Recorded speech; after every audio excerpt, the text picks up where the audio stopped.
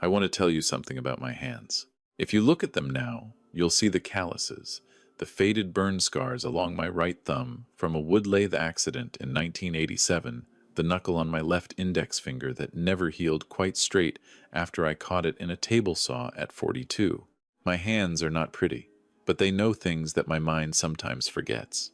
They remember every joint, every tenon, every dovetail I've ever cut.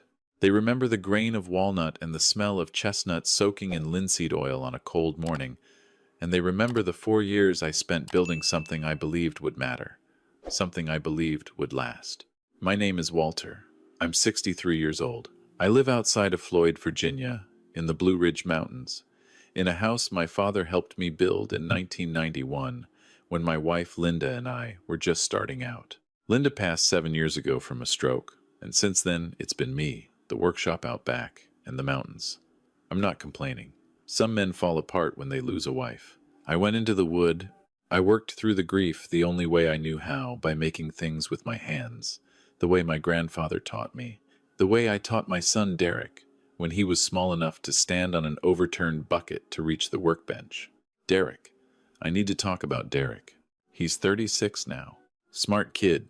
Always was. Went to Virginia Tech on a partial scholarship. Studied business. Got a job at a consulting firm in Richmond. Made good money. Married Amber when he was 29. Amber grew up in Northern Virginia, close to D.C., in one of those subdivisions where every house looks like the same house, just mirrored and shifted 3 feet to the left. She was pleasant enough at the wedding. I remember thinking she had sharp eyes, the kind of eyes that take inventory of a room the moment she walks into it. I told myself I was being uncharitable. I told myself I just missed Linda, because Linda would have known exactly how to make Amber feel welcome in a way I never could. So I set that feeling aside, and I got to work. The idea came to me about 8 months after the wedding. Derek and Amber had put an offer on a house in the west end of Richmond. Older neighborhood, good bones, they said. A craftsman-style bungalow built in 1928, 4 bedrooms, freshly renovated kitchen and bathrooms, hardwood floors throughout. They were excited. I drove down to see it before closing, and I walked through every room, and I thought this house deserves furniture that matches what it is, not something from a catalog. Not flat-pack furniture assembled with an Allen wrench on a Saturday afternoon. Something real. Something with weight and history and craft built into every surface. I called Derek that night on the drive back up through the mountains. I said, "Son, I want to build you the furniture for this house. Not all of it right away, but the important pieces. The dining room, table and chairs, the bedroom set, the built-in cabinets for the living room." He got quiet for a moment, and then he said, "Dad, you don't have to do that." And I said, "I know I don't have to. I want to." He said he'd talk to Amber. She called me back herself, which I appreciated. She said, "Walter, that's such a thoughtful offer." She asked if I could do something classic but with a modern sensibility. I didn't entirely know what that meant, but I said I could. I told her I had some ideas. I asked her to send me photos of rooms she liked, styles she was drawn to. She sent me a folder of images from Instagram and some design magazine websites. Lots of clean lines, some shaker influence, natural wood tones. I looked at them carefully and I thought, I can do this. I can do something even better than this. I started that October. The anchor piece, the one everything else would orbit around, was the dining room table. I'd been holding on to something for years, 3 slabs of American chestnut I bought from an estate sale in Giles County back in 2004. American chestnut is almost impossible to find anymore. The blight wiped out nearly 4 billion trees in the early 20th century. What you can find is salvage wood, reclaimed from old barns and structures that were built before the blight, wood that's been curing for sometimes 100 years. These particular slabs had come from a barn built in the 1880s. The wood was dark amber with a deep, tight grain, and when you ran your hand across it, you could feel time. That sounds like a sentimental thing to say. It's just true. I had been saving those slabs for the right project. This was it. I spent 3 months on the table alone. The top was book-matched from 2 of the slabs, edge-joined with hand-cut butterfly joints at the seams, not because I needed them structurally, but because they were beautiful, and because beauty in craftsmanship is never a mistake. The base I built from the third slab, a trestle design with curved feet that echoed the arts and crafts movement, but felt contemporary enough that I thought Amber would respond to it. I finished it with an oil wax mixture I make myself from a recipe my grandfather kept in a coffee-stained notebook that I still have in my shop. The first time I put the completed top on the base and stood back to look at it, I cried. Not because I was sad, because some things turn out exactly the way you pictured them in your mind, and that doesn't happen as often as you'd like when you're working with your hands. This was one of those times. I built the chairs next. 6 of them, white oak, with woven rush seats I ordered from a supplier in North Carolina. The joinery on the chairs is what most woodworkers call the most difficult work in furniture making. Every angle is compound. Every joint has to be perfect or the chair will rack and creak and eventually fail. I cut every mortise and tenon by hand, not because I don't have machines that could do it, but because I wanted to. Because Derek would sit in these chairs for 40 years and I wanted the work in them to be mine. That winter, I moved on to the bedroom set. A queen-sized bed frame with a headboard panel of quarter-sawn white oak that I'd been drying in my barn since 2018. 2 matching nightstands. A dresser with 8 drawers and hand-cut dovetail joints on every drawer box. 112 individual dovetails. I counted them once when I couldn't sleep. I installed soft-close wooden slides I shaped by hand because I don't use metal hardware on furniture if I can avoid it. Metal is lazy. Wood moving on wood, fitted precisely, opens and closes with a sound like a quiet exhale. That's what a drawer should feel like. In the second year, I built a blanket chest for the foot of the bed, carved with a simple leaf motif along the front panel, nothing fussy, just a suggestion of nature, the mountains where we came from, and a full-length mirror frame from some figured maple I found at a sawmill in Roanoke County. The figure in that maple looked like water moving. When the light hit it in the afternoon, it seemed to shift and breathe. In the third year, I worked on the living room built-ins. These were the most complex pieces because they had to be designed around the specific dimensions of Derek and Amber's living room wall, which had a fireplace in the center flanked by 2 alcoves. I drove down to Richmond twice to measure, both times while Derek and Amber were at work, because I wanted to keep it a surprise for as long as possible. I built the cabinets in sections in my shop. Lower cabinets with frame and panel doors, open upper shelving with a subtle curve to the top rail, the whole thing in cherry because cherry darkens beautifully with age. And I thought about how it would look in that room in 20 years, in 30 years. By the beginning of the 4th year, I was finishing up smaller pieces, a hall table in black walnut, a coffee table with a live edge that I'd been shaping for months, a pair of side chairs for the bedroom that I reupholstered myself, using some fabric Linda had bought years ago and never used. Heavy linen, a soft sage color. When I stretched it over the seat cushions and stapled it down, I had to sit in the shop for a while and be quiet. Derek knew I was working. He'd call every few weeks, and I'd tell him things were coming along. He never pressed for details. He trusted me. Amber sent a couple of emails in the second year asking about timelines, asking if I'd considered a lighter wood tone for some of the pieces. I told her the chestnut was very special, and that I thought she'd love it when she saw it. She replied with a smiley face emoji, and I chose to read it as enthusiasm. I finished in October of the 4th year. I rented a 26-foot box truck, borrowed my neighbor Earl's son and his friend to help with the loading, and drove everything down to Richmond on a Friday morning. Derek had taken the day off work. He met me in the driveway. When I pulled the truck around and opened the back, Derek climbed up and stood there looking at the pieces wrapped in moving blankets, and he got very still.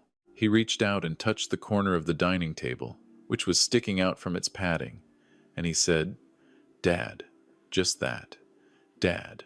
His voice did the thing it used to do when he was a boy, and something moved him deeply, got slightly rough at the edges. I felt about as good as I've felt since Linda died.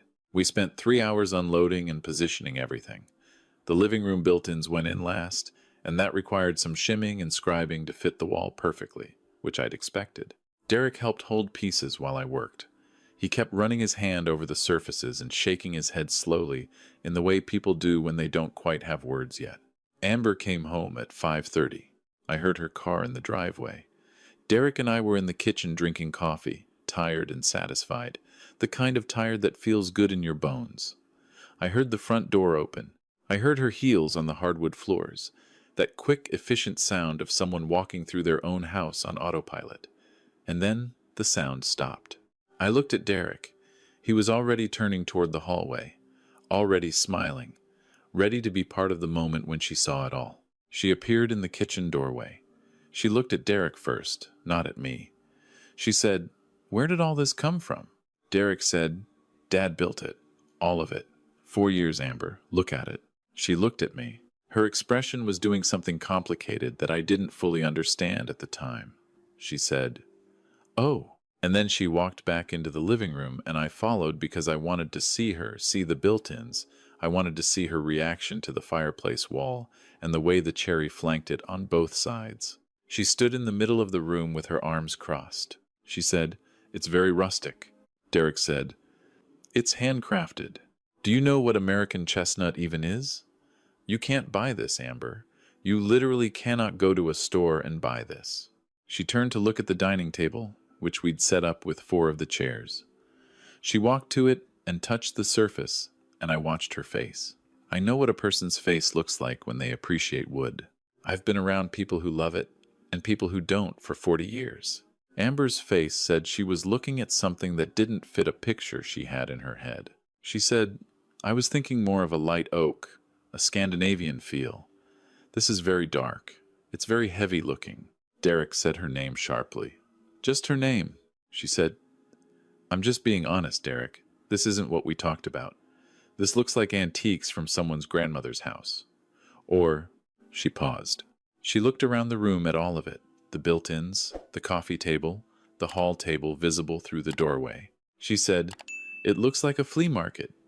A very nice flea market, Walter, but it's not our style." The room went quiet. I could hear the refrigerator running in the kitchen. I could hear traffic from the street outside. I stood there, and I did not say anything for what felt like a long time. Derek was staring at Amber with an expression I'd never seen on his face before, something between fury and shame, and I think in that moment he was calculating how this conversation had gone so wrong so fast and whether there was any way to repair it. I said, "All right." Derek said, "Dad," I said, "It's all right, Derek. I understand. Tastes are different. That's fine." Amber said, "I didn't mean to be hurtful, Walter. I said, "I know. Don't worry about it. Let me get some measurements and I'll arrange to have it picked up." Derek said, "Dad, you are not taking this furniture back." I said, "It's my furniture. I built it and I own it. If it doesn't work for this house, I'll take it home." Derek said, "This is insane. Amber, tell him." Amber uncrossed her arms and recrossed them and looked at the window and said, "Maybe we could keep a few pieces. In the guest room." I said, "No, thank you." I drove back to Floyd that evening without staying for dinner, which Derek had offered 3 times. I told him I was tired from the drive. That was true. I was also other things I didn't have names for yet that night. I had everything picked up the following Wednesday. Earl's son Marcus came back and brought a different friend, a bigger kid who could handle the heavy pieces. We disassembled the built-ins carefully and wrapped everything the way I'd brought it down. Derek wasn't there. He'd had to work, or said he had to work. I never knew for certain. Amber was home. She stayed in the bedroom the whole time we were there. As we were loading the last pieces onto the truck, she came to the front door and said, "Walter, I really am sorry. It's just not our aesthetic." I said, "I understand, Amber. I hope you find what you're looking for." I meant it. I wasn't being sarcastic. I genuinely hoped she'd find whatever it was she was looking for, because I had a feeling it was something she wouldn't be able to name precisely enough to ever locate.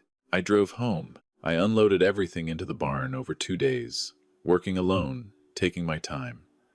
Marcus had offered to come back and help, but I told him I needed to do it myself. There's something about putting your hands on work you've made that you need to do without company sometimes. I unwrapped each piece slowly. I looked at each one, the table, the chairs, the dresser with its 112 dovetails, the blanket chest with the leaf carving, the figured maple mirror. I was 61 years old, standing in a barn in Floyd, Virginia, looking at 4 years of my life stacked against the wall. And I thought about Linda, and about my grandfather, and about the barn in Giles County where those chestnut slabs had come from, and about the man who'd built that barn in 1880 something, and whether that man had ever wondered if the things he made would matter to anyone. I went inside, and I made dinner, and I watched television, and I went to bed. 2 weeks later, a woman named Patricia called me. I didn't know Patricia. She'd gotten my number from a man named Glenn who ran a woodworking supply place in Roanoke where I'd been a regular customer for 15 years. Patricia said she was an interior designer based out of Charlottesville, that Glenn had told her I did custom furniture work, and that she had a client who was looking for a very specific dining table, something in antique American chestnut, significant size, handcrafted joinery. She'd been looking for 8 months. Glenn had told her I might have something. I told her I had a table that matched that description, but that it wasn't currently for sale. She asked if she could come see it anyway. She said her client had a generous budget. I said I'd think about it. I thought about it for 3 days. I thought about Derek.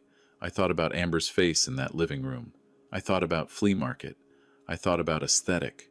I thought about the chestnut barn in Giles County and the man who built it in 1880 something, and whether anything we make with our hands belongs to us, or whether it belongs to whoever can see what it actually is. I called Patricia back and told her she could come on Saturday. She arrived at 10 in the morning in a silver Audi with a client in tow, a man named Christopher, who turned out to be a tech entrepreneur from D.C., who had just bought a historic farmhouse in Rappahannock County and was renovating it room by room with a serious commitment to period-appropriate craftsmanship. Christopher was in his mid-40s, wire-rimmed glasses, the kind of quietly wealthy that doesn't announce itself. He walked into my barn, and he looked at the table, and he didn't say anything for probably 90 seconds. Then he said, "Are those butterfly joints hand-cut?" I said they were. He got down on one knee and looked at the underside of the top. He ran his thumb along the trestle base. He stood up and looked at the chairs. He walked to the dresser and opened one of the drawers and closed it and opened it again, listening to the sound of it. He said, "What are you asking for the table and chairs?" I told him the table wasn't for sale, but I said if it were, and I was only speaking hypothetically, I would value it at somewhere in the neighborhood of $40,000 to $45,000. He said, "I'll give you 60. I stood there. He said, "If the joinery on the chairs matches the table, I'd like to discuss those separately." And he gestured at the dresser and said, "What about that piece?" Patricia was watching me with the expression of someone who has learned to be patient in rooms where money is being discussed. I said, "Give me a week." That week, I made some calls. I had a friend named Howard who did appraisals, furniture, and antiques, had done it for 30 years out of Staunton. I'd appraised pieces for him over the years, and he'd done the same for me on a handshake basis. He came to the barn on Tuesday and spent 2 hours going through everything with a flashlight and a jeweler's loupe and that particular silence that experts have when they're working. When he was done, he sat down at my workbench and he looked at me steadily and he said, "Walter, do you know what you have here?" I said I had a pretty good idea. He said the table was the centerpiece. The chestnut provenance alone he could document it, he said, between the estate sale records and the dendrochronology he could arrange would make it highly significant to the right buyer. He estimated the table and chairs at $55,000 to $70,000 as a set. The bedroom suite with the provenance of the hand-cut joinery and the quarter-sawn oak was another $25,000 to $35,000. The built-in cabinets were harder to value disassembled, but the cherry alone and the craftsmanship put them in the 15 to 20 range. The blanket chest, the mirror frame, the coffee table, the side chairs, the hall table. He went through each one. When he was done, he sat quietly for a moment, and then he said, "As a collection, in the right auction or to the right private buyer, you're looking at somewhere between $160,000 and $200,000 for everything."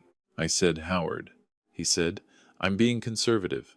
If Christopher in Rappahannock wants the whole collection, he might go higher. And if you put the table in the right auction house in DC or New York with proper provenance documentation, the table alone could approach 80,000.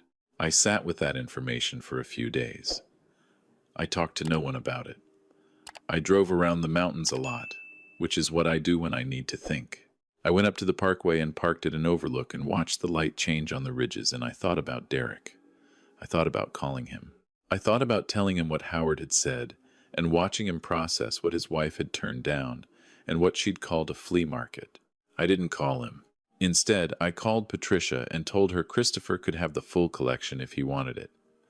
Everything in the barn. I told her what Howard had said about values, and I told her I wasn't going to lowball myself out of sentimentality. I said I'd want $220,000 for the complete collection, and I said that price included installation of the built-ins because I wanted them put in properly, and I didn't trust anyone else to do it. Patricia called me back the next morning. She said Christopher had agreed to the price without countering. I signed the paperwork on a Thursday in October, almost exactly 1 year after I'd first driven everything down to Richmond.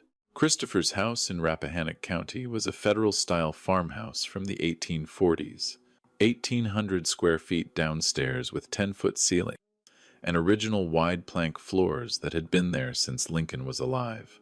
I spent 3 days there installing the built-ins, and on the last afternoon, Christopher's wife came in and stood looking at the dining table, which they'd positioned under a window that looked out over a hayfield and a tree line, and she said, "This is the most beautiful thing I've ever seen in a house." She wasn't being polite. I could tell the difference. I drove home with a check for $220,000 in my jacket pocket. I'm not a man who thinks about money very much. I own my house and my land outright. My truck is paid for. I don't have extravagant habits. But I will tell you that there is a particular kind of feeling that comes with knowing that something you made with your hands has been recognized for exactly what it is. It isn't about the money, although the money was real and it mattered. It's about the calibration of value. It's about knowing that what you believed to be true about your own work turned out to be verifiable by the world. I didn't call Derek right away. I thought about it for a few weeks. We talked on the phone during that time. Ordinary calls. How are you? How's work? Any plans for the holidays? He didn't mention the furniture. I think he was ashamed. I think shame had settled into him quietly the way it does, and he didn't know how to bring it up without reopening something he was hoping had closed. I told him in November, on the phone, on a Sunday afternoon. I told him simply. I said, "Derek, I want you to know I sold all the furniture I brought home from your house. I sold it to a private collector in Rappahannock County. I got $220,000 for it." There was a silence on the line. He said, "What?" I said, $220,000. The dining table and chairs alone went for just under $70,000. The bedroom suite was $32. The built-in cabinets were $22. Everything else made up the balance. Another silence, a longer one. He said, "Dad." I said, "I'm not calling to make you feel bad. I just thought you should know." He said, "Does Amber know?" I said, "I don't know what you tell Amber. That's your business." I heard him breathe out slowly. He said, "I'm sorry, Dad. I'm really sorry. I should have handled that differently. When she said what she said, I should have." I said, "Derek, it's okay." He said, "It's not okay. She called it a flea market. You put 4 years into those pieces, and she called it a flea market." And I just stood there. I said, "You said her name. I heard you say her name." He said, "That's not enough." I said, "No, it wasn't, but it was something." There was a long pause, and then he said something I hadn't expected. He said, "I want to learn. I want you to teach me what you do. I know it's too late to, I know. I can't undo it. But I've been thinking about it since that day. I've been thinking about what you know that I don't know. What Grandpa knew. What you were trying to give me that I didn't understand." I didn't say anything for a moment. I thought about my grandfather's workshop in Giles County, which smelled of sawdust and machine oil, where I first learned to read the grain of a board and understand that wood is never just material, it's time made solid, a record of seasons and water and light. I thought about the first thing my grandfather ever had me make, a small wooden box with a hinged lid that was ugly and imprecise and completely mine. I said, "Come up at Christmas. We'll start with something small." He came up at Christmas with Amber and the kids. Their son is 7 and their daughter is 4. The daughter's name is Lily, and she has Derek's eyes, Linda's eyes, the same steady brown that sees everything and gives nothing away until she decides to. On Christmas morning, while Amber was in the kitchen with Derek, Lily found her way to the back door and stood looking out at the workshop. I asked her if she wanted to see inside. She said yes in that particular decisive way that 4-year-olds have when they already know exactly what they want. I took her out through the cold and opened the workshop and turned on the lights. She stood in the middle of it and turned slowly in a complete circle, looking at everything, the workbench, the hand tools hanging on the wall, the half-finished pieces, the smell of the wood and oil. She said, "Grandpa, did you make all of this?" I said, "I made most of it." She walked to the workbench and put both hands flat on it and pressed down like she was testing whether it was real. She said, "Can I make something?" I said, "What do you want to make?" She thought about it very seriously for a moment. She said, "A box with a lid." I looked at her and I thought about my grandfather and about the first thing he ever had me make. I thought about the long chain of things made by hand that stretches back further than any of us can trace, and forward further than any of us will see. I thought about the chestnut barn in Giles County and the man who built it, and how that wood had ended up in my barn and then in a table in Rappahannock County, where it would likely outlast everyone I have ever known. I said, "That's a good place to start." I found a small piece of pine in the scrap bin, soft enough for a child's hands, and I set her up on the stool at the low end of the workbench, and I put a small chisel in her hand, and I showed her how to hold it, how to brace it, how to listen to what the wood tells you. Outside the workshop windows, the Blue Ridge rolled away toward the horizon in the winter light, the ridges going gray and blue and gray again toward the edge of sight. Derek came out a little while later and stood in the workshop doorway, watching his daughter hold a chisel with both hands and make her first deliberate mark in a piece of wood. He didn't say anything. He leaned against the doorframe and he watched, and after a while I heard him make a sound. Just a short, quiet sound, the kind that comes from somewhere deep in your chest when something moves through you that you don't have a word for. Amber came to the doorway a few minutes after that. She stood behind Derek and looked at Lily at the workbench. I didn't look at Amber directly. I kept my eyes on Lily's hands. But in my peripheral vision I saw Amber reach up and take hold of Derek's arm, both hands, and hold on. I don't know what Amber understood in that moment or what she was reaching for. That's her story to figure out, not mine. Mine is just this.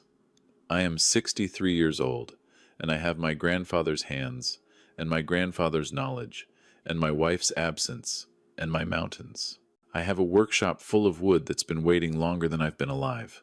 I have a granddaughter who wanted to make a box with a lid.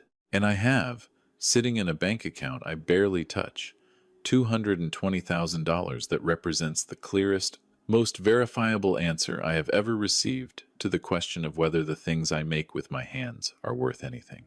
That question used to trouble me sometimes in the small hours, the way certain questions do. It doesn't trouble me anymore. There's a piece of wood I've been looking at for 6 months now, black walnut, a slab about 9 feet long and 4 feet at the widest, with a live edge on one side that follows the original shape of the tree. I found it at a sawmill outside of Galax. I've been letting it sit and thinking about what it wants to be. Some wood is like that, it doesn't reveal itself right away. You have to be patient with it. You have to be willing to wait. Last week, Lily called me on the phone, her mother holding it for her, and she said, "Grandpa, when can I come back and work on my box?" I told her spring. I told her as soon as the weather breaks and the drive isn't dangerous, she should come. She said, "Okay." And then she said, "Grandpa, I thought about what I want to put in it." I said, "What's that, Lily?" She said, "The good things, the things that are important. I'm going to keep them in my box." I held the phone and I stood in the kitchen looking out the window at the mountains. February light, the cold, clear kind that makes everything look precise and exact. The trees bare on the ridges, the workshop out back with the walnut slab waiting in it for whatever it's going to become. I said, "That sounds exactly right, sweetheart. Some things you build to last. Some things last because they were built right. And sometimes the most important thing you can pass along isn't an object at all, it's the knowledge of how to make one, the knowledge that your hands can be trusted. That time spent making something carefully is never wasted, even when it seems like it is. Especially then. I think about that barn in Giles County sometimes. I think about the man who cut those chestnut logs in the 1880s and hewed them into beams and raised the walls, and didn't know that one day the tree species he was building with would be nearly gone from the earth, and that the wood he shaped would spend 120 years in a barn, and then become something a man's wife would refuse, and another man's wife would call the most beautiful thing she'd ever seen in a house. I think about that long arc, and how none of the people in it could see it whole while they were in it. You just do the work. You do it carefully, and you do it honestly, and you let it go when it's time to let it go. And you trust that the right person will eventually put their hands on what you've made and understand it for what it is. That's all you can do. That's enough.